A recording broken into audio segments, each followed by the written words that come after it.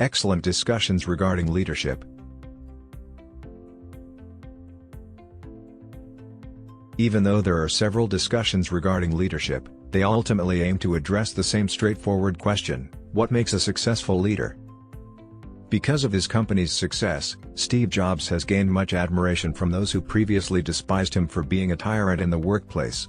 Is Alexander the Great the person you want in the room when you make your case for a raise? Alexander the Great was a leader with an even longer-lasting legacy. Do leaders possess a specific quality from birth? Should we model ourselves after well-known leadership role models or go our way? What happens if none of us aspires to be a leader? Here are Asued's opinions on some of the vital leadership discussions.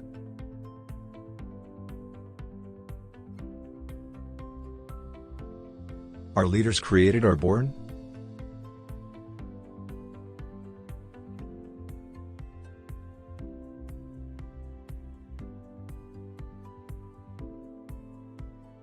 The debate over nature versus nurture is perhaps the subject in leadership research that has received the most significant attention.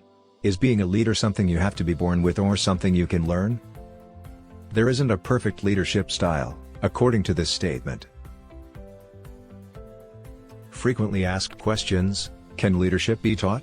This query is predicated on the idea that leaders are not created but born. It's a common misperception that becoming a leader requires a directive personality.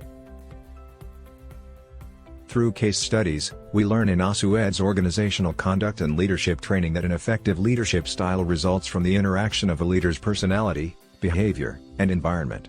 While personality cannot be easily altered, leadership skills, such as motivating and directing others, may.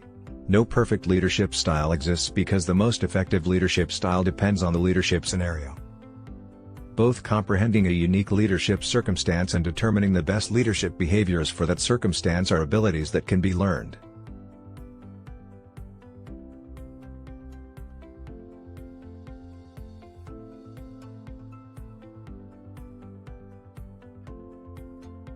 No matter how well designed a management strategy is, it won't be effective until it is carried out correctly. Many believe that leadership and personnel management are personal qualities or implicit knowledge that vary from person to person. In other words, they think it's impossible to imitate management and leadership abilities. However, sociology and psychology are the foundations of organizational behavior and leadership theories. There are many scientific frameworks and hypotheses, some of which are relatively recent. Furthermore, no matter how ideal a management approach may be, it won't be effective until it is carried out correctly. The basis of management, which is composed of both creative and analytical thinking, directly affects both individuals and groups of people. I hope more people become aware of how open to everyone this exciting field of study is. Do those in positions of authority execute directives from above them? You've undoubtedly encountered the following: your employer breaks the awful news and apologizes. "Sorry, my hands are tied." Despite being somewhat of a backdoor leadership discussion, this is nonetheless crucial. Is it feasible that the person at the top of a company is the only one with genuine power? Is everyone in the chain below the CEO just a mouthpiece for what they've been told, or is it possible to develop into a strong leader in the middle? If you're feeling helpless, Asued advises a mental shift. Every person relates their life to the sun's movement in some unconscious way. When establishing their leadership styles, which begin with their core principles, I always advise people to consider their objectives. However, people constantly ponder how to achieve this in practice and whether their personal principles matter while the company employs them.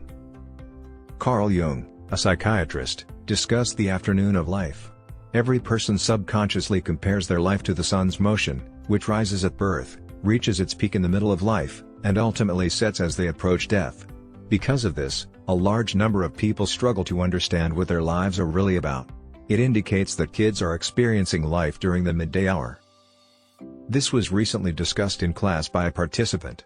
He vowed to reinvent himself and have a fulfilling life after realizing that he had been blaming the corporation and eschewing his actual self. His shift in viewpoint impacted me deeply. I advise you to search within if your position prevents you from living up to your principles. Is your ability to pursue a fulfilling job being hampered by your employer? Otherwise, do you stop yourself? Leaders can inspire and direct employees and companies by their thinking and conduct. A common misconception is that administering HR strategies, motivation and remuneration systems, organizational structures, and creating job descriptions constitutes organizational behavior and leadership. People are frequently pleased to learn that human resource management is only a minor portion of it. The organizational behavior and leadership training at ASUED takes a socio-psychological approach to individuals and organizations. As leaders, managers, and staff members modify and put new tactics, processes, and structures into place, we learn the thoughts and feelings that motivate their actions. We talk about the attitudes and actions of leaders who inspire and direct teams and businesses. All of this teaches people how to take realistic choices into account when there doesn't seem to be a clear solution. Does every leader begin with the desire to be a leader? Those young achievers wanting to establish themselves and move up the ladder are all around us. Good leaders may not all possess essential leadership qualities at birth, but they all undoubtedly have ambition. What if you choose not to? What if you don't want to be a leader, but your organization is pressuring you to become one? Does every leader realize they want to lead? This is another of the essential leadership debates. Our leadership team advises posing the query first and then looking at the response. Go at your own pace.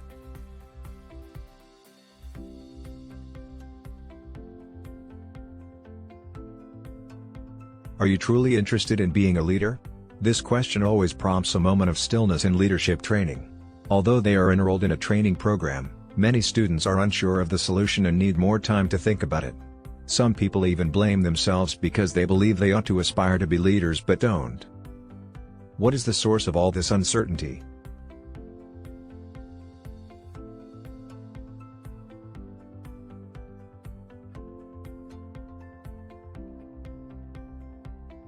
Not wanting to lead is not the issue in this situation. Instead, the issue is that people haven't yet taken the time to identify the qualities of their ideal leadership style. They haven't realized their full potential as leaders or the best version of themselves. Many believe that to become a leader, they must emulate their own boss or possibly an inspiring leader they have heard about. But in reality, there are many distinct kinds of leaders, each with their personalities, mannerisms, and habits. How can you develop into your ideal leader?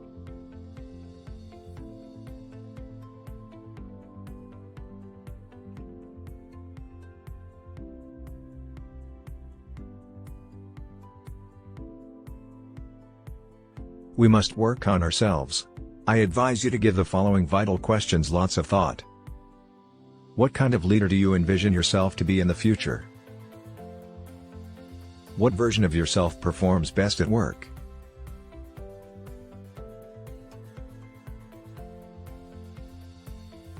Realizing your full potential and acting enthusiastically become much easier after you define your ideal leadership style. Enjoy yourself, and best of luck. ASUED Consultancies.